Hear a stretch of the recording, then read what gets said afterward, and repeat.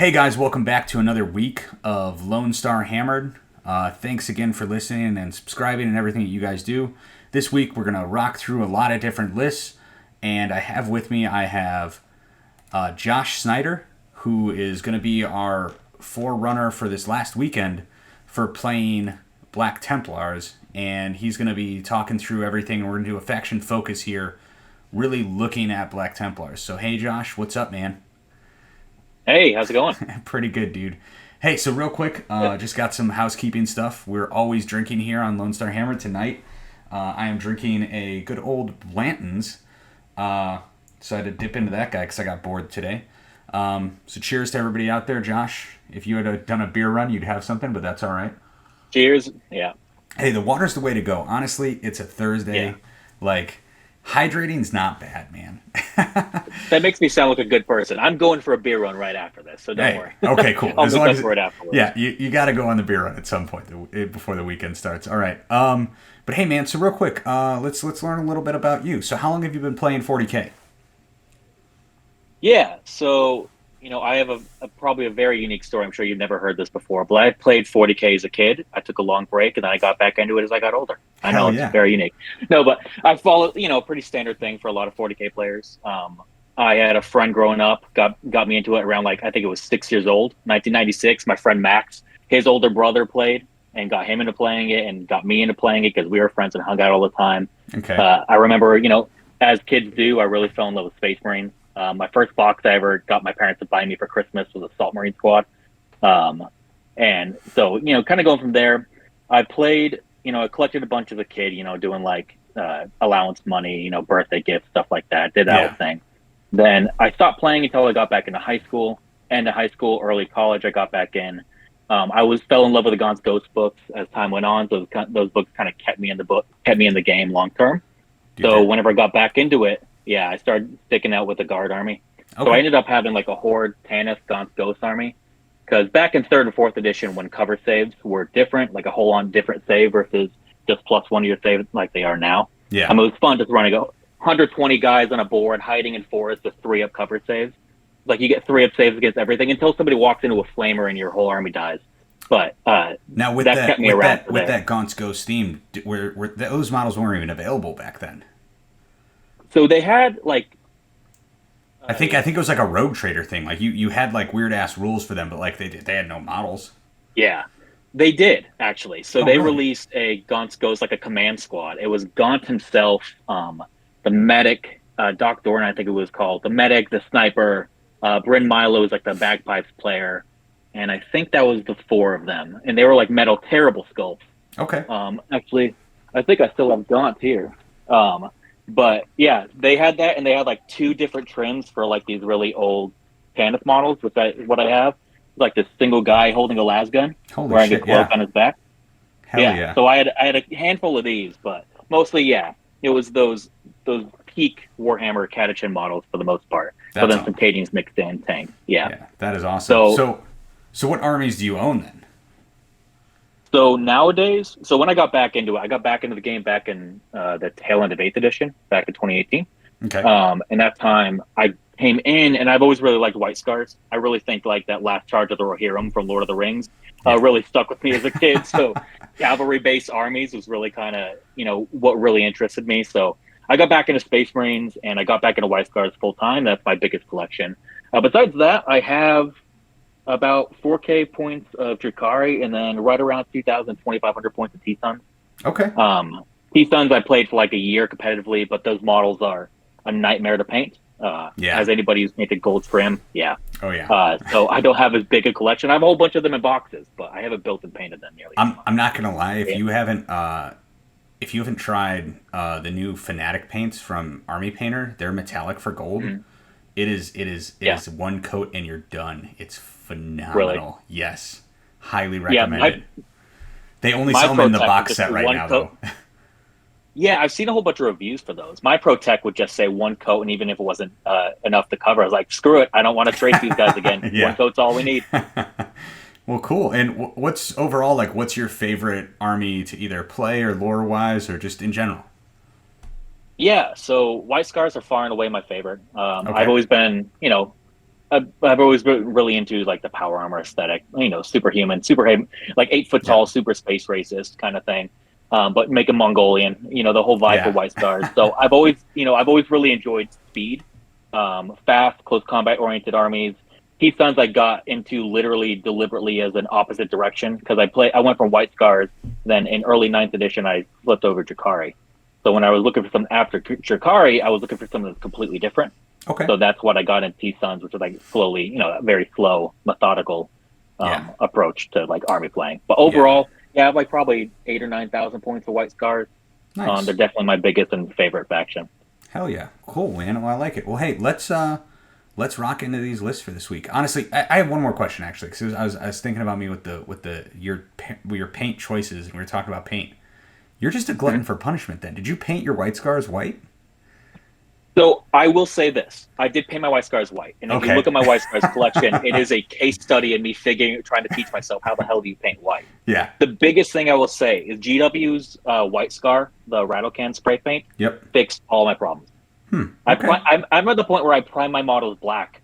I prime my models black and then go White Scar over them in like 2 coats and it's done. That's white armor. After that, you just go from there. But yeah, cool. I always tell people trying to like get into White Scars because I'm pretty active like on the White Scars subreddit and Discord and all that. Yeah. And people always ask me, how do I paint white? And the pro tip is don't. Everybody forever says don't paint it. I'm just like, just get a can. I know it's $20, which fucking sucks, but get a can of spray paint and just spray it on there and call it a day. Okay, cool. Well, hey, and perfect. Then, yeah, that is awesome. I had to know. Yeah, it's that I don't know if I would have been able to stick with it as long if I didn't have those cans. Like I tried a little bit to get airbrushing, but I could never do with any consistency. Airbrush is how I got my T Sons painted. Okay. Turbo Dork, like they're sparkly blue. Yeah. But I hated airbrushing the whole time I did it. Dude, so being able to just grab lie. a spray paint can. Yeah, dude, I hated airbrushing forever, and then Aaron Kellman got me back on the airbrush train, and I'm fucking loving it. It makes life easy. Well, One of these days. Yeah, dude, you got it. All right, man. Well, let's knock into these lists real quick. All right, so our first event that we're going to be going over this week is going to be Game Night's monthly RTT, also known as the Hiya event. They run the Hiya GT and do everything out there in Killeen, Texas. It's an awesome event. Looks like they had 14-ish people. Sounds about right. Yeah, 14 people event. Or 14 man event. And our number one person, because we're only going to be going over first place lists, since we're going to do that faction focused at the end, is actually our faction focus. It's going to be Josh Schneider from Team Dakafish, and his list is going to be Black Templars. Really easy name for this one, man. It's just BT. Yeah. So going over his list, he's got some characters. He's got Chaplain Grimaldus. He's got High Marshal Helbrick, which in my opinion is going to be one of those almost auto-take units. A lieutenant with the Tannhauser's Bones. What does that one do for them? Tannhauser's Bones, I think, is the 5-up Feel No Pain. Okay. I don't know off the top of my head. I can look it up in a second. Yeah, he's doing the Righteous Crusaders. Like that's his detachment. He's going full into this. He's not doing it like with a different detachment or anything like that. But that's his only enhancement. Then he has a lieutenant with combi weapons, just for that dude to just kind of get that lone op and knock out some objectives and things like that. We have a pretty big Crusader squad, 140 point man, or yes, I guess it's just normal-ish Crusader squad. Yeah, it's a 10 man. A Black Templars Gladiator Lancer, another Gladiator Lancer. One of the big things on these Black Templars Lancers specifically is they get that multi-melta, which is a considerable amount extra good killy DACA. Let me look at these enhancements really quick. Yeah, so Tannhauser's Bone it gives a unit 5-up Feel No Pain if they pick the Feel No Pain. Yeah, that's super good. Prayer, basically. Yeah, and then gives himself half damage whenever it gets around to him. But the biggest thing it gives while he's leading the unit, if they pick the 5-up, the Feel No Pain thing, which they always will. Yep. Or 99% of situations they will. It gives them a 5-up. Yeah, it's super helpful. All right, after the 2 Lancers, we have an Infiltrator squad. We have a Land Raider Redeemer. Love seeing those on the board. They also get that multi-melta. And then 1 Sword Brethren squad. So we're drifting away a little bit from just massive Sword Brethren units. Not maybe massive, but at least bringing 3 of them. And then 2 Redemptor Dreadnoughts. A Scout squad just for that uppy downy scoring. and then a Calidus, and some Inquisitorial Henchmen. Looking at this list, man, what are your thoughts? Josh, what do you got? I mean, it looks like a pretty straightforward Black Templars list, right? Yep. Helbrecht and the Lieutenant go probably with the Sword Brother. Is the Sword Brother in a 5-man or is it 10-man? It's 5-man. 5-man, yeah. So you probably throw Helbrecht and the Lieutenant with the Sword Bros, because that gives them lethal hits. Helbrecht kills everything he touches. Then you put Grimaldus in with the other squad, and he gives them advance and charge. Yep. Yeah. So the Crusader squads, he gives them advance and charge, and then they reroll advances and reroll charges because that's their unit special rule. So they can get across the board pretty quickly. It's one of those things, like especially coming out of a Redeemer. The Redeemer can get up, move up 12 inches, get out 3, that's 15 inches, then all of a sudden you're at 12 inch. You have a 12-inch threat range, re-rolling your charges for free. Yep. Or if you just keep the Redeemer behind a wall for whatever reason, you get out 3. Then they're advancing, re-rolling the advancing, then charging, re-rolling the charge, because of what's the face. And yeah, so that's always really good. Lancer's always going to be great backfield. The Black Templar one, I mean, it's 5 points for an extra multi-melta. Yeah. It's so good. There's literally no reason ever not to. Yeah. So it's like, they're always backfield holder. Keep them back with the infiltrators. Just to screen out your backfield objectives. Nobody's really going to come down there between all that. Yeah. Scouts are good for obviously scouting, infiltrating. They're really good for screening. World leaders hate a unit of scouts, especially if you have 2. The henchmen, if I was to guess, I'd probably say the henchmen are just really small bases that they keep in reserve because they don't need to screen a backfield. 100%, dude. That list, looking at it, it's got those big melee threats that you were talking about. Maybe not necessarily besides that Crusader squad, which is a big unit. Just big as in that they are huge melee threats. He's got doubled down on that. He's got that backfield coverage, like you said. Those Lancers are not to fuck around with. I love the shooting from them. They get that like built-in reroll sort of thing, which is really good with them. And then those henchmen are 100% just to come in and do those objectives that he may or may not need to do. A lot of times, lists like this that have so much forward board presence, when they draw that fucking investigate signals, they may not want to waste the CP to ditch it, and instead they'll just be like, oh, fuck it, I got a henchman squad. Goodbye, henchman. Yeah. And they just go there. And they don't want to throw a Lancer out there. Yeah, they don't want to throw a Lancer because they don't have a lot of range shooting, right? They just have those 2 Lancers. Yep. And then are the Redemptor? He has 2 Redemptors. He actually has a decent amount of shooting. Let me see if they have plasma. But the Lancers are like your biggest anti-tank. So that's where I really hope you don't want to sacrifice those guys. Yeah, the Redemptors had the plasma. I haven't seen anybody running anything but the plasma for a little while. Right, and then he also has that the Land Raider Redeemer. He's got a good amount of shooting in this list as well. So good, well-rounded list. I like it, man. His first opponent was Nathan Hintz, who was playing Eldari. It's an Avatar list. It's got some support weapons. Then it also has Wraithblades in it, which is that's an interesting add to it. But I think Wraithblades just get absolutely toasted by the Sword Brethren squad. His next... So does the Avatar. Yeah, no, they really do. His next one that he played against was... Oh, sorry? Oh, I was going to say, because the Avatar gets mortaled by Helbrecht on the charge. Yep. And then they just get +1 damage again, which he doesn't have. So, yeah, they just... Helbrecht ignores the half damage, correct? Because the Black Templars... No, the Sword Brethren's special rule is either add +1 damage in the fight phase or add +1 attack. And because the order of operation, they do Pedmas. So the dividing from the Avatar comes before the adding from the Sword Bros. Yep. So they bypass this half damage. So they're getting 2 damage with lethal hits from the Lieutenant with full rerolls for Oath. Like, they annihilate that dude. Oh, yeah. 100%. The next army that he played was T-Suns. Looks like a pretty straightforward T-Suns list. Just a fuck ton of mortal wounds coming out of that with a bunch of rubrics jumping around. So that was honestly probably a pretty good, fun game for him to play against. And then the last one was Cole Cook. And Cole Cook was playing... Ooh, the new boogeyman on the block. He was playing a fuck ton of Death Company Marines and a Sons of Sanguinus detachment. Honestly, I've seen those have been really popular nowadays. Yeah, no, I mean they won like 3 events this past weekend, I think. I don't know if they won. I don't know. I honestly haven't looked at this last event outside of Texas. They didn't win in Texas, so fuck them. Exactly. But honestly, they've been doing super good, and that could be a really hard matchup for those Black Templars, just because you maybe not, like, you're not trading as well as you might into something else. Yeah. So that could Yeah. be really devastating for them, especially if they are able to use that close range melta that all those squads have to just nuke some of those vehicles as well, because they're deceptively super fast. So Yeah. cool. One trade off that Black Templars have is that they do have a 1 CP fight on death. It's on a 4-up. Yeah. But if they fight on death, then they just kill those guys right back. So it's Yep. not the trade war. It's not the Death Company trade war that they want. They kill each other. Yep. So even just the normal Crusader squad, just drown them out in chainsword attacks. It's 5 attacks per model for some reason that nobody will ever know. My dream would be to run Crusader squads in the Blood Angels detachment, because he gives them another attack. So 6 attacks, 6 chainsword attacks per guy. Strength 6 would be absolutely hilarious. That'd be I phenomenal. would run that army every day, all day. Yeah, that'd be really cool. Every time. Well, hey man, hey, good job to Joseph Schneider. Those are 3 solid wins, man. So strong work there, and I love seeing the Black Templars out, because that's our faction focus for this week.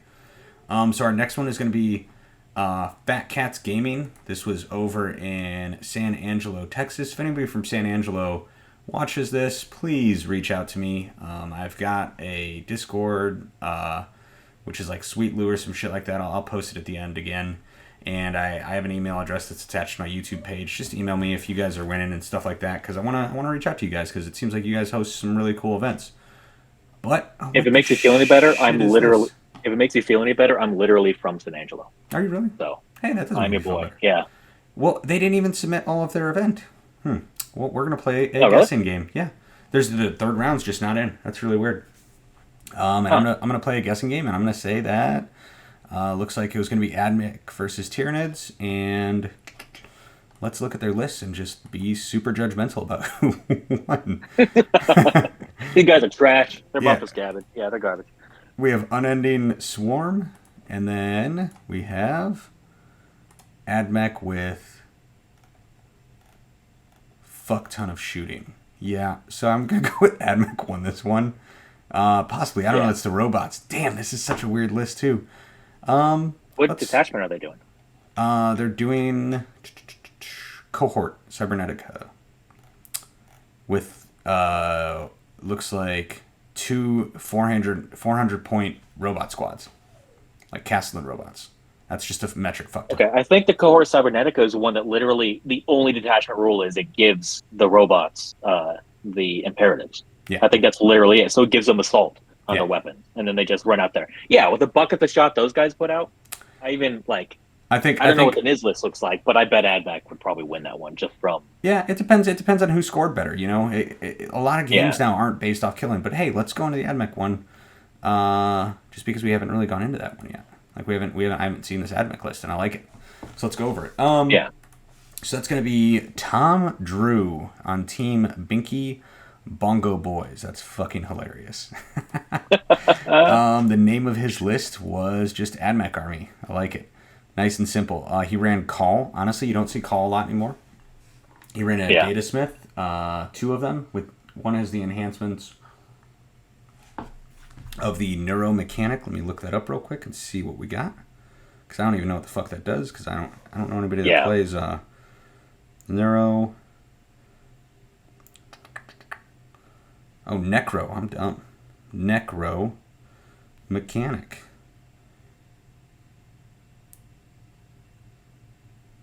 Once per battle round, when a saving throw made for a friendly Cybernetica or Mechanica's vehicle model within 12 inches of the bearer has failed, they can use this enhancement. If they do, change the damage characteristics to 0. Huh. That can be honestly super good to keep those robots alive. That's pretty cool. I was literally about to say, yeah.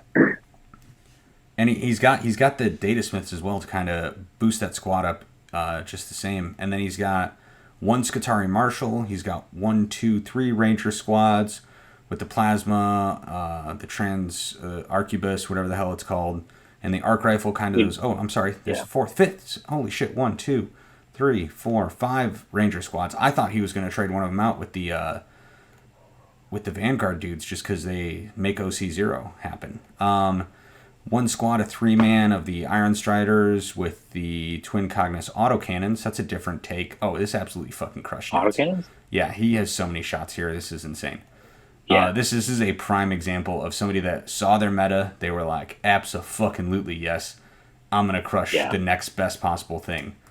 2 big Castellan robot squads. which is fuck tons of phosphor blasters, and then a breacher squad with the heavy arc rifle and an Ornager dune crawler. Man, the amount of shots this army can put out is absolutely bonkers. That's really cool. The dune crawler is the one that gives the aura of an invul save, right? It used to. I do not believe that thing does that anymore. It might though. I've been wrong for so many fucking things. Oh yeah, has a 4-up invul save against ranged attacks. That's what it is, against range. It used to be like a 5-up that it handed out too, I think. But yeah, no, that's a 4-up invul bubble. So if you just like walk around those breachers or those robots with that, they're just never getting through it. Like that's a nightmare. Yeah, that's super fucking strong. If people are not seeing this model's base is, I think, the biggest base they make that's not a knight. It's absolutely fucking huge. Yeah, the Dune Crawler is really I think you described like Call gives cover to the size of a small dinner plate, and like the Dune Crawler gives a 4-up invulnerable save to the size of a steering wheel. Yeah. It's like you can just cover an entire army. It's just with 4-up and cover. 4-up invuls and cover, or -1 to hit and something like that. Yeah. And then you just blow nids off the board. You know, the tech piece against swarm nids, I don't know what the swarm nids looks like specifically, but let's look at it. That was his last opponent, and it's in a fuck ton of gargoyles, fuck ton of termagants, a buck ton of termagants. It's 80 termagant bodies, so we're up to 100 bodies so far. A biovore, 2 exocrines, some neurolictors, and some ripper swarm. Dude, I'm sure that it tore through that shit. Absolutely tore through that.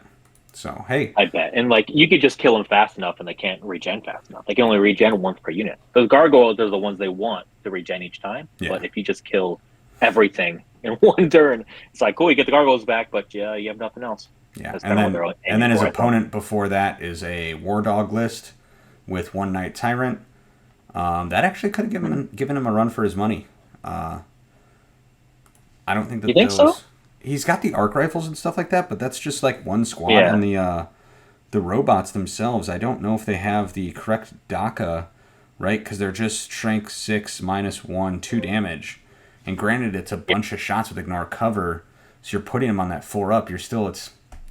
You're wounding on 5s or 6s against that big knight, and there's not many ways around that. But he does have some anti-tank in those arc guns, so that could help out a lot. But if the War Dog player kills those, it's going to be rough for the robots. Yeah, so I could see that. Yep. It's so hard to say. It's so hard to judge with knights sometimes. Because it really feels like, even though I feel like I have good matchups in knights until I play them sometimes, it's like, oh, I got steamrolled. What the hell happened?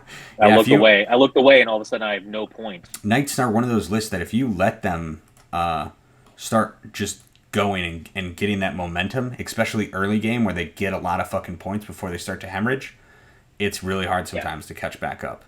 And then his other opponent was Astra Militarum, no Lord Solar, bunch of infantry squads, so he's just nuking those again. And actually a decent amount of tanks and a Shadow Sword. So I honestly would have loved to see how that game went as well, just because I don't know if he has as much dedicated anti-tank. Yeah, he needs it's really hard those to say. Shots. So yeah, I mean, good job, Tom. Obviously, having all those Rangers was able to like get some scoring done. If you weren't even able to necessarily kill the big stuff, you killed all the little shit and killed them on points. So strong work. Right. Solid win, Tom Drew over at Fat Cats Gaming. So you said you're from San Angelo? Yeah. Have you been out to Fat Cats Gaming? Is it a cool I've place? Not. Okay. No, I moved to Austin in 2015, so I've been out of it for a minute. So that's definitely like an after thing. Yeah. There's a game store in San Angelo called Specialties that I played at. It's still around, but I don't think their focus is on Warhammer anymore. I think their focus is more on like board specific, like actual board game sales and stuff like that. Cool. Well, yeah, I mean, I like their little logo. It's just this cool little cat. It's like a little like pimped out cat. So nice. Yeah, all right. So our next event is going to be the March RTT 40K tournament, just keeping it real simple. This is going to be over at Stormcrow Games in Lubbock, Texas. I like Lubbock. Another West Texas home. Yep. Yeah. And our first place winners, so we had 2 undefeateds and then 1 that had a draw as well. But it's going to be Kevin Spivey from Team Barnhammer. I thought it was Banhammer at first, and I was like, that's a funny-ass name. But Barnhammer is also funny as hell. It fits a West Texas theme, too. Yeah, no, I like it. and he was running fucking orcs. So I want to point out as well that he went 100 points on every single one of his games. So strong work there. Jesus Christ. Honestly, I think like when you go 100 points, you're tabling your opponent. There's no other way around that. You have to be tabling your opponent. Yeah. Even if they are remotely not getting tabled, you getting 100 points can sometimes be really difficult. I think Orcs, though, has one of the ways to do it with taking fixed a lot of times, because they'll just take, even taking cleanse and homers, though, like, sometimes they won't get both of those, so. Yeah. It can Man, be, I don't know enough about Orcs. I think they just have, I think they just have too many bodies. I mean, cleanse and homers is always a good one, even just like kill and cleanse. Or like probably kill and cleanse. Kill secondary and cleanse, depending on your matchups, is what I say, just because they have so many damn units. Yeah. Like, everybody loves hiding Gretchen all over the place. Yep, and that's usually what gets that, like, cleanse or, like, doing teleport homers and then just doing the center objective no matter what, and then possibly getting some backfield, but it usually doesn't max out your points in the end of the day. So, right. That's pretty cool, and I like his list. Let's talk about this. This is an absolute fuckingly, like, it's an interesting list. So we have 1, 2, 3, 4, 5, 6, 7, 8, 9 characters. Jesus. Yeah. What are these characters? So first one is Boss Snickrot. Absolutely phenomenal character. His damage output and his stuff when he goes with those sneaky little orcs. They're purple. They can't get seen. It's money. I've ran into him on the table, and he fucks around. A Knob on a Smasha Swig with that Head Wampa's Kill Champa. That's just going to make him extra killy. That is going to give him the extra attacks. Oh, sorry. Doesn't give him extra attacks. It's melee weapons equipped by the bear that do not have extra attacks get devastating wounds, which is money. Gives him devastating wounds. Yeah. We have one Knob on a Smash a Squig. I can only assume he's going to be with Squig Hog Boys. With Follow Me Lads, it gives him that extra 2 inches in movement. Another Knob Smash a Squig. The Knob Smash a Squigs are awesome. They're able to deal out wounds as they connect, and then they still are fucking assholes in combat too. They're amazing. 2 pain bosses. Yeah. I haven't seen a pain boss in a very long time. I'm not even gonna lie. What's the pain boss even do? So the pain boss has a 5-up feel no pain, and then while they're leading that unit, they have a 5-up feel no pain, and then you can select a B-Snaga's character within 3 inches of this model and heal up to 3 lost wounds. So it's just helping out those characters, but they got to keep up with the rest of the army. And he's got 3 pain bosses, so that's phenomenal. Yeah, I'm excited to get down to the rest that's of this just an aura of feeling pain. Yeah. He's got a weird boy just by himself, and then a weird boy with the Super Cyborg body, and that's making them just more harder. Good. Orcs are really getting me today. More harder. But it gives them that feel up, or the 4-up feel no pain. Jesus Christ, I can't speak at all. So we have 1, 2, 3 10-man Beast Snagga boys. I can only assume that is where those pain bosses are going because that just makes sense to me. 1, 2, 3 kill rigs. That's phenomenal. Obviously the boys are going in the kill rigs. The kill rigs themselves aren't to fuck around with. They're decent in melee and they've got some pretty good shooting, and they're kind of hard to kill sometimes. And you're just jamming those boys up your opponent's necks. I can see why this guy scored 100 points. And relative to orcs killing, like giving all those units feel no pain on top of the once per turn 5-up invul, plus the advantage and charge in your go turn. Yeah, I can definitely see why this combo. And then the weird boys teleport. So as long as they don't blow themselves up, those weird boys can teleport one of those units. Yeah. For like either a wave 1, if you want to try to teleport and just charge somebody in, like a unit without a character if they have one. Yep. Or just late game scoring. Yeah. I think he can teleport himself too. Just late game scoring, teleporting himself. They can just make that a little bit more mobile once you actually like get everything kind of out of those vehicles. We have 1, 2, 3 Mega Knob squads, and then 1, 2, 3 Squig Hog Boy squads, and those are just 3-man Squig Hog Boys. That's pretty cool. That's an interesting ass list. And it's funny that Snickrot isn't with anybody. He's just by himself, man. I'm looking up real quick what all of his stuff is.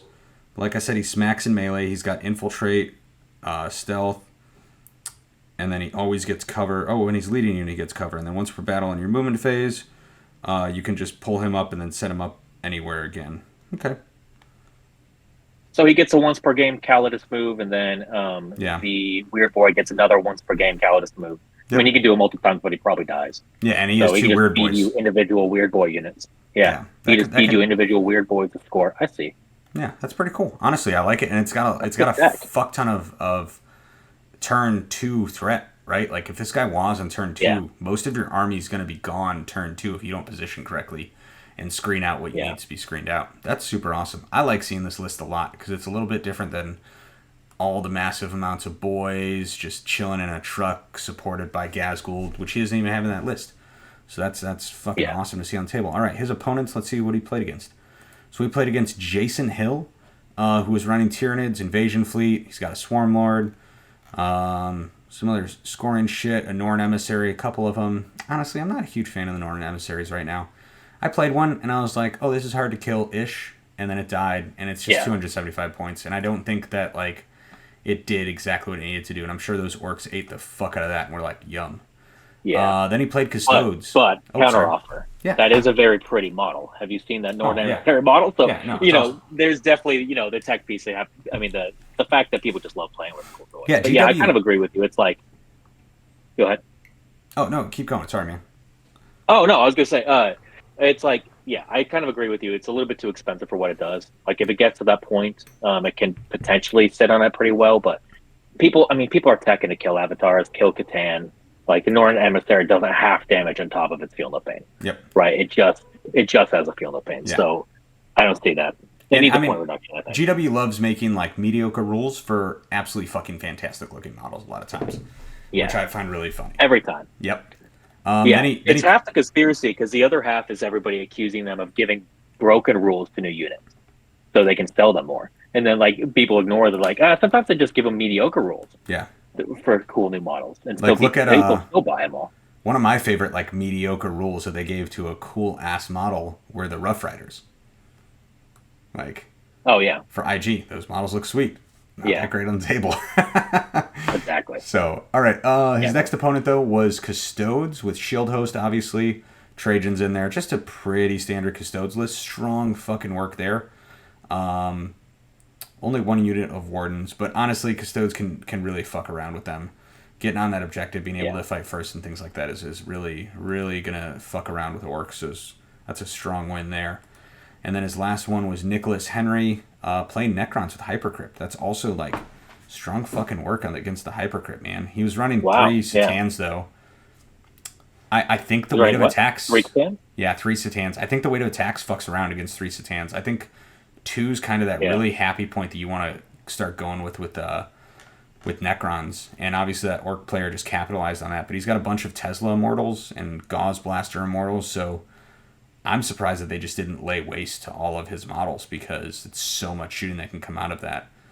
But yeah, I don't know. Obviously, I think that's the balance. I think that's where like it comes just to that player skill, trying to know when to walk. Yeah. Because I was just saying earlier that they have a lot of shots. Orcs have a lot of bodies, and if you give all those bodies a 5-up invul, and then also slightly fewer of them a 5-up Feel No Pain on top of that.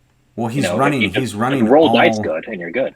Yeah, he's running all the stuff that does better against monsters though. Like those Beast Snagga boys are rerolling their hits against monsters. I think that's what I was looking for. Yeah. Yeah, that's what he's doing. He's running the anti-monster orcs, but those anti-monster orcs are also fucking like anti-everything. They're just better against monsters. Yeah. So that's awesome. So solid wins there, Kevin. Those are some, especially 100-point wins against Hypercrypt and things like that. That's really good. That's strong fucking work, man. Good job winning that March RTT over in, I think we said it was Lubbock. Cool. Good job. All right.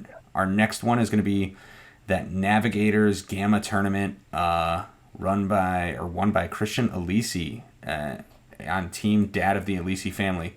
Christian, answer my fucking calls, dude. I know you watch this sometimes when you're at work. I've been trying to get a hold of you for a little bit. Answer my fucking calls. He titled his list KDLD once again. He's running Tau. We're taking advantage of Kalyan before it disappears. He's running that Cadre Fireblade, a Shadow Sun, a Lone Strike, a Breacher team, another Breacher team, another Breacher team. Love fucking Breachers. Their damage output is absolutely disgusting. It's only going to get cooler in the next codex that they're getting. 4 Devilfishes, 1, 2, 3 Hammerheads, a Pathfinder team, a Riptide, times 3, and those are going to be with the ion accelerators, which is kind of that auto take gun for them, and 2 tetras to give them those marker light rerolls. Phenomenal list. Yeah. I'm not going to go super far into this one because we've done it before. This list has appeared before either Christian was running it or one of his friends. But I like seeing the list. It's fucking sick. Christian, I don't know. Have you ever met Christian? I don't think I have. Okay, he's a super good player. Super nice dude. He's been in a lot of, like, he's at like every big event. Fantastic guy to play against. And he's very, very good at the game. So I'm not surprised that he was able to go 3-0 at one of these events. His first opponent was going to be Grey Knights. Just teleport strike force, running around, jumping around. Honestly, he might have been able to zone out a shit ton of these, and he's going to do work into it's a Nemesis Dreadnought heavy list. He's going to absolutely eat those alive with those rail cannons and the ion guns from the Riptides. The next one is going to be he played. When I learned that those Dreadknights, go ahead. No, you got it. Oh, I was gonna say when I learned that those Dreadknights were T8. I was offended. I didn't even play Grey Knights, and I was offended. I had no idea. I thought they were like 10 or 11, like, vehicles. No. Like every other fucking vehicle in the game. It was like, nah, bro, sorry. Yeah. You guys did too good for about 6 months, 5 years ago, so we need to make sure you don't do that anymore. Yep. Yeah, they lost a lot of durability. They still have some killing power, and there's still a way to make them work. It's a very what I would like to call a scalpel blade list where you have to be super precise with your Grey Knights. If not, you can suffer aggressively because you'll start to just lose bodies everywhere. His next opponent though was Clayton Watson, playing Eldari. Pretty standard Eldari list for what we're seeing now. He's got that Death Jester, Fugin's still hanging out, bunch of Falcons, 2 Falcons, some Fire Dragons to go in Falcons, some Shadow Specters, things like that. Honestly, super good win against that. He's got the tools to kind of tear your list apart. And I think you guys play a lot, so obviously Christian just won it out that time as well. And then his next one was going to be against Tyler, playing GSC. I think that's a bad fucking day for GSC. That Tau list has the ability to move around enough to either take their blips away or stop their blips from coming in, or your deep strikes or whatever the fuck you're doing. And those breachers probably did work. Not gonna lie, that was probably his workhorse, that list. So, what are your thoughts? What are your thoughts on this Tau list, bro? I mean, I like how the aesthetic. I will say, to some of them, I'm very happy the crews are getting more of expansion. I dabbled a little bit with Tau years ago at some point, and I still have bits and pieces laying around. But I don't know. I fell off of the whole mono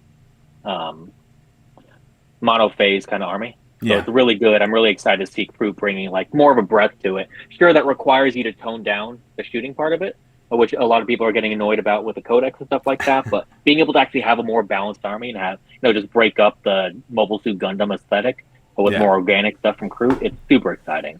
Yeah, no. In regards to this, just Tau doing Tau stuff, and they can especially if you just don't respect them, they can just roll up and they just remove your army from the board before you know what happened. Yeah, and that triple hammerhead list or the quadruple, or does he have long strike? I think he does. I think it's 4 hammerheads. Yeah, there he is, long strike. He has to before he runs out of time. That 4 hammerhead list is there for a reason, and it is to counter the Storm Raven Space Marine lists.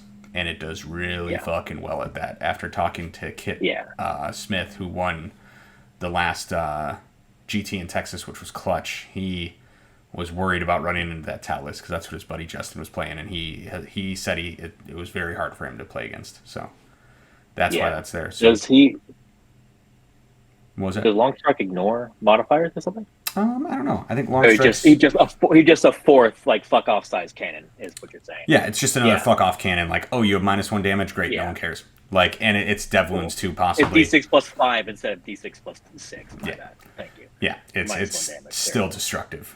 But cool. Hey, good job on that, guys. Strong work to Christian. Once again, reach out to me, Christian. All right, and then our last. Answer my calls. Yeah. Our last event for this is going to be Josh Schneider, man, our man right here today. Playing exactly the man with legend at the Battle for Bastrop. That was an event run by David Hall, And honestly, love those guys. You guys do great. Love seeing y'all Hammer doing well all across the board. And you were Yeah, man. running some Black Templars. So let's go through your list, man. Talk to me about your list. What you got?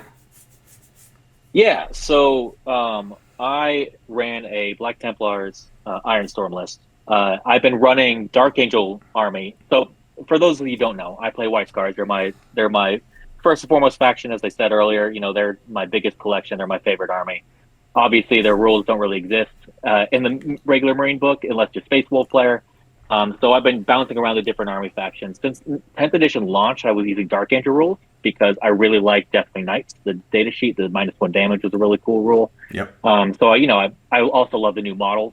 So, just building up and painting those guys in fancy White Scar look. Running that, once those went away, I decided to make a shift to more of a vehicle heavy list. So that's where I'm kind of at right now. Okay. So obviously, if you're going to run vehicles, there are two different modes, fields of thought. You can do the Dark Angel with Azrael just to generate CP, Dark Strider -1 to hit, and cover all over the board, and double Storm Raven. Yeah, I'm more of a fan of the tanks going all over the board. And plus, a big thing that I didn't find out until I started playing this detachment, it makes me fall in love with Brutalis Dreadnoughts again. I was down pretty bad on them for all of 10th edition, but in this detachment, they really, really work. I had a ton of fun playing them. And regarding the army, I can go down the army. So the army was Iron Storm detachment, Black Templars, as I said. It started off with I gotta give you credit, man. Your name is fucking phenomenal, especially for what you just said. His name for the list is Scars, but make them Catholic. That's fucking hilarious. Yeah, they're very aggressively Catholic. Yep. Yes. All right. Keep going. You got it. Yeah. So the list with Trip Tech Marines with the big 3 upgrades, the 3 enhancements you take every time. Target Operate Web is the lethal hits aura within 6 inches. Yep. Then you have Master Machine War, which is an aura of advance or fall back and shoot with the vehicles. Then the last one is Advent of the Messiah, which is pick a vehicle within 6. After you fail to stay with that vehicle, blank the damage on the save. After that, you're running 4 Crusader squads. These are non-primary Crusader squads. So these are tactical Marines, or what tactical Marines which they could be when they grow up. I like these squads better, man. Not gonna lie, they get better weapons options. Yeah, like it's so weird because they're better in literally every way than tactical Marines. For one thing, for those that don't know, they are literally tactical Marines. It's a 5-man squad instead of a minimum 10, like you have to do with the actual attack Marines. Each squad is identical. It's 2 guys with bolt pistol chainsword, guy with a multi-melta, guy with a melta gun, and a starter on the power fist and an inferno pistol. Yeah. For some reason, this squad is 75 points. And the regular tactical squad, if you were able to take them in 5s, they would be 80 points. So it's 5 points cheaper for some reason. I don't know why. Nobody knows the mysterious way of GW. So 4 of those units broken out into 2 different rhinos. 2 rhinos going up there. After that, you have a Ballistic Dreadnought. You have 2 Brutalis Dreadnoughts. 2 of the Black Templar Gladiator Lancers. Then I ran a Ballistic Dreadnought in this list. How'd you like the Ballistas? I've gotten mixed reviews on the Ballistas, and I personally, I'm on the side of the fence that I don't think it makes its points back. What do you feel? Yeah, so the original idea with this list actually was to have a Gladiator Reaper. Okay. But my friend who I was supposed to borrow one from, because I only have two Gladiators, the friend I was supposed to borrow one from forgot to bring it whenever we met up, so I wasn't able. So the Ballistas came in clutch. That also makes sense for the amount of points that you have left over on this list, because you're at 1985. 1985, yeah. Okay, that makes sense. Enough, the Ballistas works really well in that because the Ballistas already re-rolls all hits anyway. Yep. And then the detachment gives you a reroll to wound. So reroll wound or damage depending on what you need. So yeah, I've not run Ballistas in a couple months. I kind of forgot what the rules were for some of this event because it's been a hot minute. But yeah, if you're going to run them, this is a really good detachment to run them. Hell yeah. And then finally, last couple units are this 5-man infiltrator squad and 2 scout squads with the whole shebang. Double shotgun, sniper rifle. Did you say you had the executioner too? I don't know if he's got one repulsor executioner as well. Yeah, I totally breezed right by that. Yep, I have one repulsor executioner as well. Cool. So how'd this play into? Let's go into your opponents. I'll bring them up just in case you don't remember. Actually, who was your first opponent? It was Brandon Lucio. Played Brandon. I played Brandon before several times. Most events we ran into each other. Last time we played was one of the offset events, King of the Castle, was January. I think I was running my last March of the Deathwing Knights list, so I was running 20 Deathwing Knights. Hell yeah. Just because, the Codex teaser had just come out, the pre-order, so everybody was down on the rules. And Brandon, he rocked my shit the first round that I played. No shit. That guy I was running Vanguard Deathwing Knights with -1 to hit, cover, Armor of Contempt. He killed 1,200 points of my army in one shooting phase, like turn 2. Was he playing Knights? It was absolutely fucking insane with his Imperial Knights. Yes, I love it. I didn't know until that game that they had a teleporting knight, and he had the whatever the fuck off size guy, the Castellan. Yep. Yeah, it's Questoris and Castellan. He had a Castellan knight that teleported behind my army back at that time. And hate shit. To see it.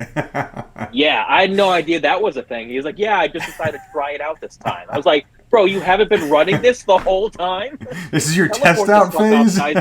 Every single time. So yeah, I finally got my revenge on this list. Ironically enough, like this list kills one thing really, really well, and that one thing is vehicles. And the vehicle, I could, awaken 3 different vehicles with my Tech Marines, throw them at 1 knight per target, and that knight's 99% of the time going to go away, unless you just roll like a god. And then in the meantime, the Crusader squads are great for coming out of rhinos and running onto objectives, running out and doing actions, stuff like that. They're OC2, correct? Yeah. Yeah. Yeah, they're OC2 each. Yeah, so you're taking them off those objectives as well. Yeah, so that's kind of what happened. It was a good game overall, but it can be a kind of a rough matchup for a Imperial Knights army, especially with our deployment zone. It was kind of small. I think we were doing search and destroy, so it was like he was kind of limited on where he could go. Oh yeah, especially on GW terrain, that can be really rough for knights. So yeah, with GW terrain, just able to he has to put a knight in the middle of the board to get secondaries, and then it's like, oh cool, here are all of my vehicles poking out behind a rock, and that knight's gone. Yeah. Well, good job on that one, man. So your next opponent was going to be Josh Parkinson? Playing Space Wolves. How'd that one go? So that was an interesting game. Shout out to Josh's MVP Devastator squad. He had a regular 5-man Devastator squad with las cannons. Those guys popped a vehicle every single turn that they shot. And then the only time they didn't shoot, they made a 6-inch advance to steal an objective from me. Jesus. Like he needed a 5 or a 6, and he rolled a 6 on it. Those guys were the single best unit in his entire army. So shout out to that. That was a really close game. He had me on the ropes for a little while simply because he ran double Redeemer. So one Redeemer is already hard to kill. Then all of a sudden he sent it back sent a second one right behind it. And I specifically remember, I think it was turn 2 or 3. He killed a Dreadnought. He killed a Dreadnought and 2 Gladiators. So I only had one of my Brutalis Dreadnoughts, my Rhinos, and my Repulsor Executioner left. Okay. And I was pretty worried at that point. But I had a really good shooting phase. He has the really big unit with the Lieutenant, like a max size. I don't even know. I think it may have been a tactical squad or something, but with a Lieutenant with them coming out. And that was a unit that killed the Gladiator. And then I tried to run a Tech Marine up, and the Overwatch killed the Tech Marine too in response. But then my Repulsor Execution just rolled hot. Nice. Mercy's weakness, if people don't know, is one of the best strats in the game. Yep. If a unit is below starting strength, it gives a vehicle sustained hits and on 5, which can't stack with a lethal hits aura from the Tech Marine, which I didn't even have. Stupid fucking good. Yeah. So just like, here's a bucket of dice. Oh, by the way, these dice explode on 5. Oh, by the way, I'm re-rolling everything. Yeah. So, my Repulsor Executioner just rolled like a god, and he was able to pick up the whole unit in response. But yeah, after that, just a couple trade points. He ended up drawing secondaries on the final turn, needing to throw his Land Raider to advance his Land Raider onto a point and do an action. So because of that, that was your lowest scoring game too. I was going to say, what'd you score on that one? And you got a 71. So that makes sense. I mean, this sounds like a hard fought win, man. It was a close game. He actually outscored me overall. If I had beaten him in that game, he scored 10 more battle points than me overall. He did. He got at the event. He got 155 and 100. That's awesome. Yeah. So it was a really good army. It was a really good game. It was super close down the wire. Almost ran out of time too. Well, it happens. I mean, that sounds like a phenomenal game, honestly. Yeah. I was so mad at those last cannon guys. It was absolutely insane. Yeah. We were losing our minds over those guys. Best unit in the whole army. I like it. I mean, honestly, dude, that's just funny because it is just 5 Devastators. Like, how did you not smoke them? because I had two Land Raiders and Terminators and a 10-man tactical squad running inside of my asshole. So it was it was a bit of target priority. I'm like, he's gonna roll fun. He's gonna roll average this time. They're gonna get like one last cannon through, Yeah. maybe. It's like, all right, cool. Here's 4 hits, 4 wounds, failed 3 saves, and the vehicle's dead. It's like, God damn. okay. Next turn, he's not gonna do it again. And sure enough, he did it next. He did it next turn as well. So just a rinse and repeat. That's funny. All right, man. It's super good. Well, your last opponent was Michael Garcia playing Tyranids. How'd that one go, dude? Yeah, so shout out to Michael. That was a really good game as well. He was running the invasion fleet. So like double Maliceptor, triple the Exocrines, a whole bunch of Gargoyles, and a whole bunch of Terma and Hormagaunts. And then the Biovore with the auto scoring behind enemy lines and deployed teleport homers. He told me he was kind of new to testing out this army. He was kind of a newer player, so he didn't realize whenever we were picking secondaries until the game had already started that I had the infiltrators. So I was able to just shut out my entire deployment zone with the infiltrators and everybody screening. Which adaptation did he take for his? Do you remember? Lethal hits on vehicles. The lethal hits, yeah, that's really fucking good. Yeah. And it's just it's monster vehicles that they have lethal hits. That's a good pick against you. Yeah. But then, I mean, he just had a lot of big bugs. Yep. The thing with Primaris vehicles is they have a lot of big guns and also a shit ton of tiny guns. So just like, I'm going to shoot my 2 heavy laser destroyers into your monster, but also I'm going to do 40 shots for some fucking reason into this 20-man gargoyle squad. I'm going to pick both of them up. Yeah. No, there was one peak moment I did 20 damage with the Repulsor Executioner into a Maliceptor. That was the highlight of that game for me. Yeah, it was crazy. That's awesome. Yeah, I mean, it's I don't know what it is though. You're right though. Like all the Space Marine vehicles are just stupid good into Tyranids because they kill their monsters and they kill all the little chaff. So that's awesome. Yeah, well, cool, man. Hey, those are some solid wins, dude. And honestly, those are some good opponents. Like some of those guys I've had Brandon on the show, and it was because he won. So strong work for winning that event, dude. And I love going to Bastrop. I've been busy as fuck and I wasn't able to make it to that event. I'm gonna try to do it next month though. But so let's talk a little bit more about Black Templars, man. So we made the jump over to Black Templars for you, right? And you're running definitely this Ironstorm, fucking aggressively, not mobile, but aggressively vehicle list, right? You have 1, 2, 3, 4, 5, 6, over 1,000 points into vehicles alone. Right, and that's not even including support characters. Is that the best build right now, man? What are your thoughts on this? I don't know if it's the best. Well, it depends on what you're trying to find best. Best Black Templar, best Ironstorm. I don't know. It's the way I prefer to run it. Let's go with best Black Templars. Like what of the Codex right now? What other builds do you know of? The other one is just Sword Brethren Span. You throw Sword Brethren solve a lot of fucking problems for most matchups. Like I was saying earlier, like they can +1 damage at close combat, which bypasses all of the -1 damage, which people worry about. They pick up most anything in the game in close combat, and then as I was saying, the Crusader squads, the Primaris Crusader squad, just have buckets of dice. Oh my God. I have no idea why they have 5 chains. Dude, I have no idea why. You said it was 5 attacks, insane. Right? Yeah. Per model. So that's 25 attacks on the base dudes. That is and phenomenal. Then you have scouts for ablative wounds. Yeah. So that's another really strong build. For me, the personal reason I moved into the vehicle just because I was not going to buy 15 Sword Brethren. I came very close to buying a lot, so we tried to sell locally, but I decided not to at the last minute. So that was one of the big reasons. But I think the Ironstorm list is very, very powerful. Yeah. I don't know if my direct copy of it's the best version of the Black Templar's Ironstorm. I think your build with the other tank would be stronger than that the Ballistus Dreadnought. Yeah. For sure. Yeah. I think that would be the smarter way to go. Dude, I like your list. I'm not even gonna lie. Like I'm asking you just to poke your brain since you've obviously spent the time into Black Templars.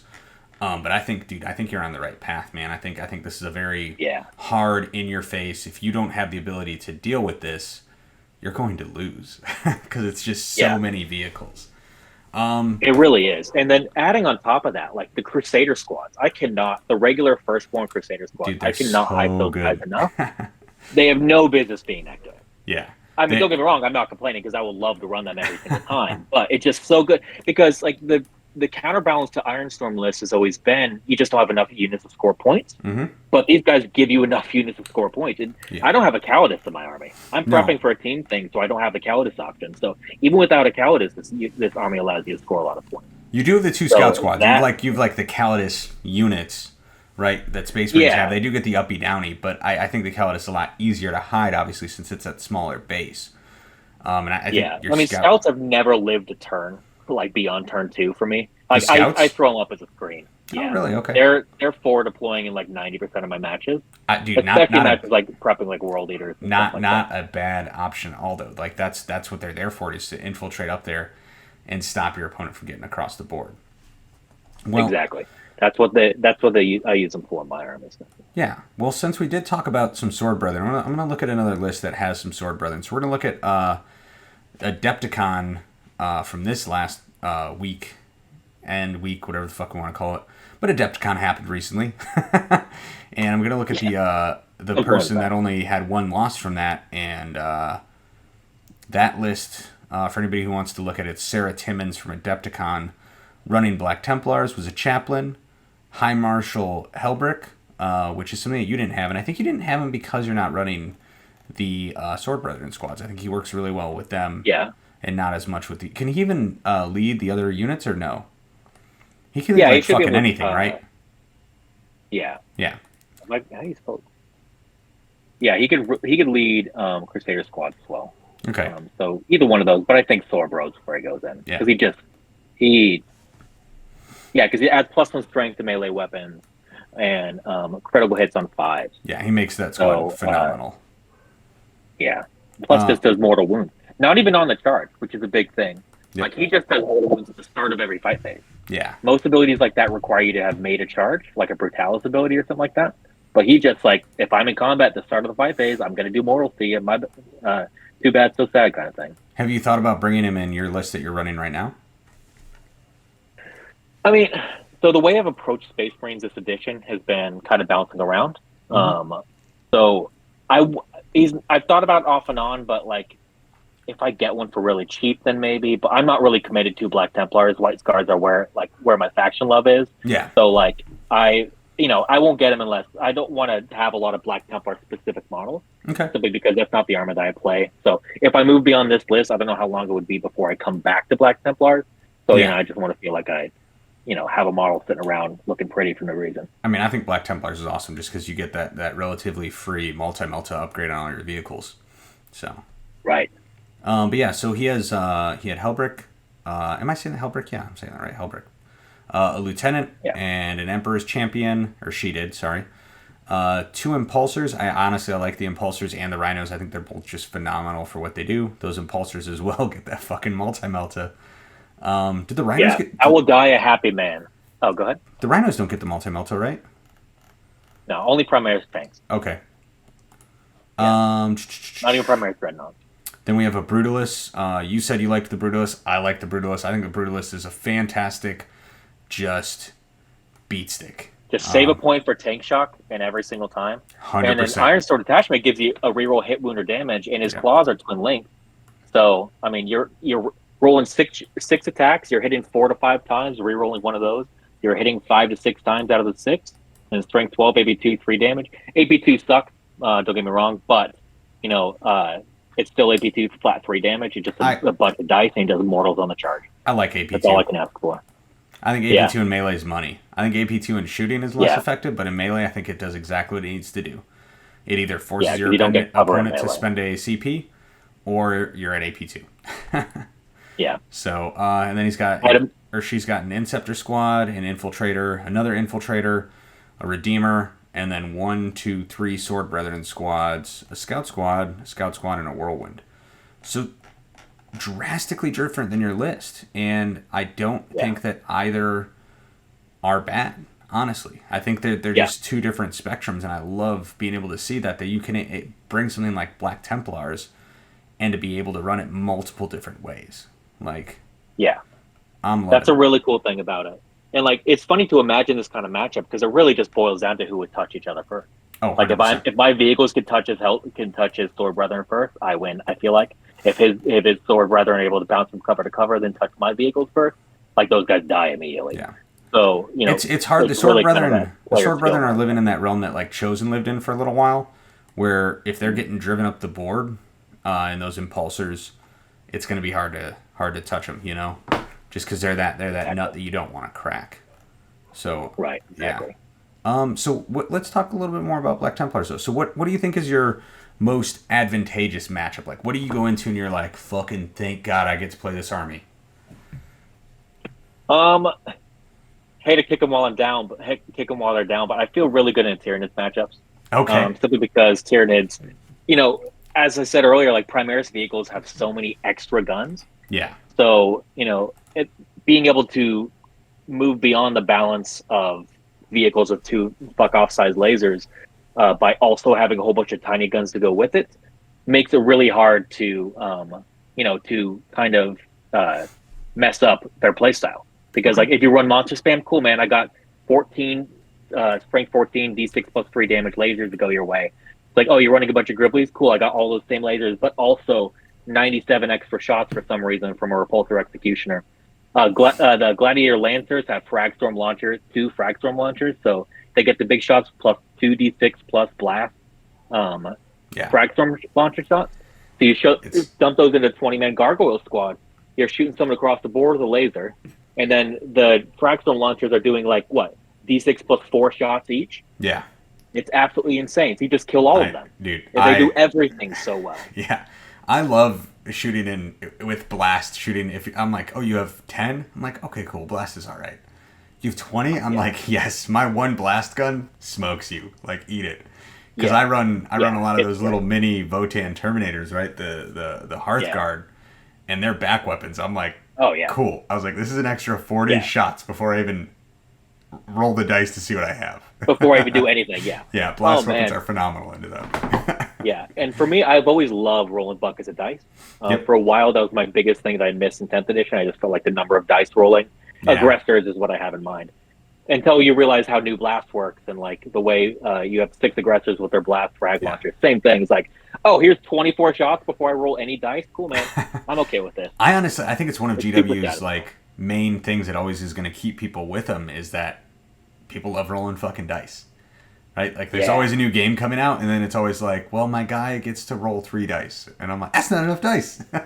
Where's 30 That's me dice? with Old World. That's me with Old World. Every Yeah. time I talk about Old World, like I dabbled in it as a kid a long time ago before I took my break. Yeah. But it's like, yeah, man, you have the God Emperor of Mankind. Oh, he has 4 attacks at weapon skill 7, like Yeah. strength 4, AP 0, 1 damage. Like, awesome, yeah. That's not as satisfying. It's like, here, man, here's 80 dice in a cup. I'm gonna throw them on the dice box. I only Oh, hit you okay. twice, but I rolled 80 dice. Literally, that's all I asked for. That's All right, awesome. just buckets of dice. All right, so Tyranids is that one matchup that we look for, right? That's that cool one to go into. I think a lot of Space Marine players would agree with you with that one. What's your hard matchup? What's the one that you, and this is army based, not player based, that you look at it, you see it, and you're like, fuck, I have a hard game Yeah. ahead of me. I mean, it's kind of hard to say because I've had consistently across 10th edition, I've had bad matchups in Eldar. Mhm. There are a couple of GTs where I won every game except for games in Eldar Yeah. with my like Dark Angels list I was running before. So I'm still self conscious about that. I've not played them since the most recent data slate, so I don't know how they feel now. But besides that, I'd probably say Custodes as well.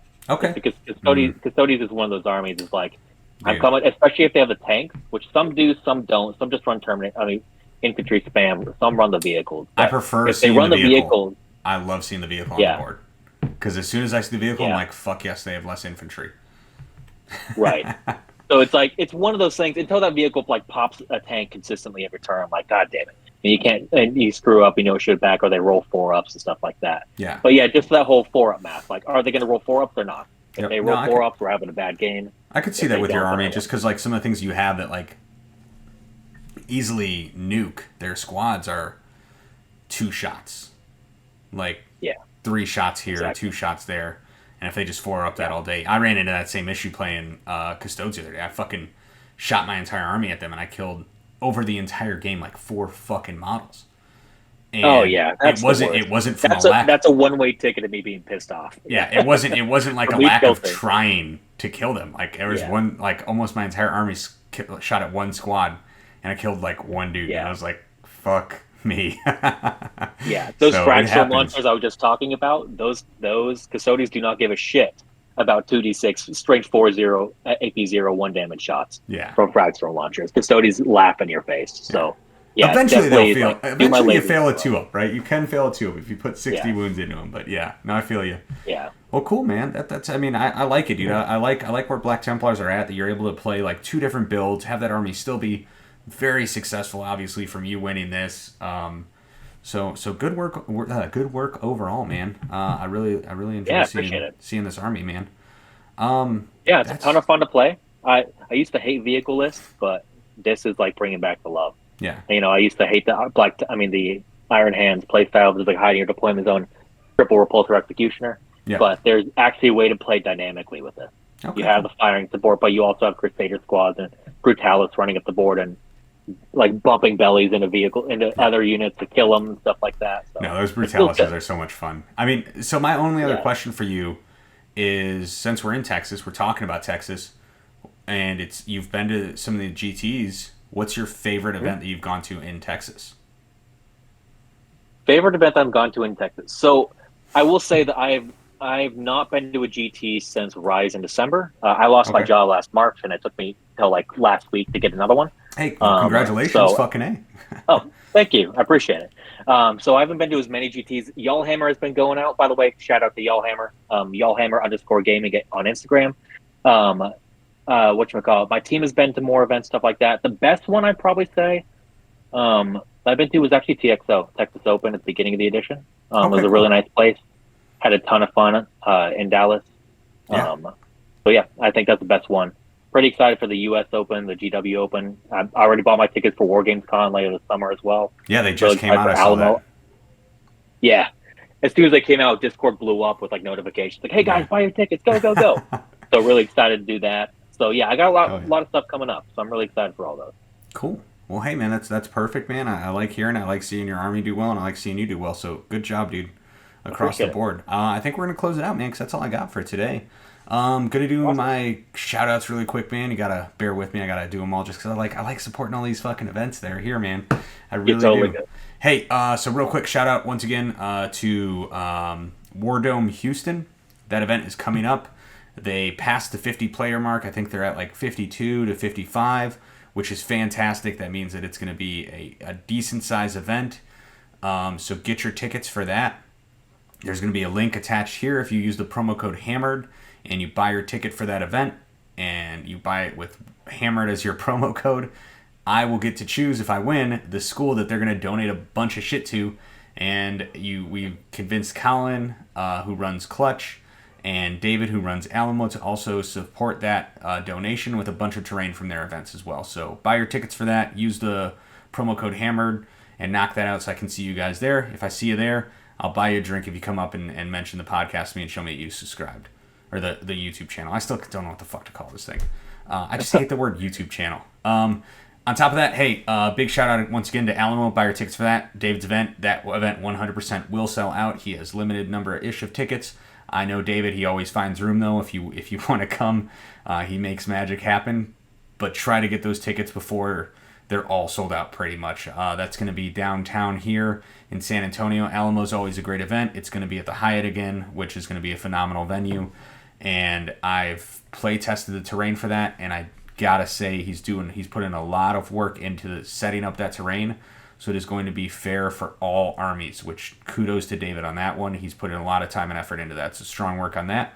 And then the last one for me is going to be Rexer's Lasers, who makes all the fucking terrain for all this shit and all of this stuff. Joey's a fantastic person. I still need to talk to him next time about having that good guy competition between him and Joe from Wargaming Live or War Games Live, just to see if like we can get like a donation thing set up and have them both put money in a jar, and then whoever gets the most jar gets to choose whatever both jars go to as a donation. I think that'd be hilarious because they're just such good pillars in our community. So go check out Rexer's Lasers. get the terrain so you can practice for all these events that are coming up in Texas and all the gaming aids that you need. Besides that, that's it for me. Josh, what send-offs do you have, man? You shouted out Yallhammer already, but do you want to do it again? Yeah, definitely. So, huge props to my team, Yallhammer. We've been friends playing a lot since the pandemic, but we decided to make it more official. We were War Hamsters up for a lot of 9th edition, and we moved over to Yallhammer. Apparently, a hard lesson we learned is that BCP really tells the difference between different apostrophes depending on if you're an iPhone or an Android, and it really fucking hates it. So there are like several Yallhammer teams because it identifies different apostrophes as different things. But yeah, shout out to my team. Really big fan, really good friends with all those guys. Like I said earlier, Yallhammer_gaming on Instagram. Feel free to follow us. You can be the 51st follower on our Instagram, something like that. Hell yeah. So besides that, yeah. Cool. Well, hey, man, thank you once again for being on. Thank you, everybody, for listening. If you're new, please like, subscribe, comment, all that YouTube-y shit. And we'll see you guys next week. Thanks again, man, for being on. Yeah, thank you for inviting me. I really appreciate it. Yeah, dude.